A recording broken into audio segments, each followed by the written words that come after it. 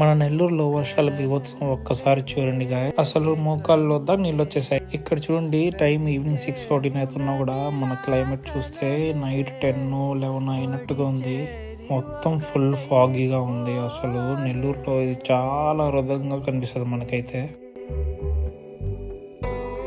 ఒడి చేరి ఒకటై పోయే తీరం కోరే ప్రాయం పొంగెలే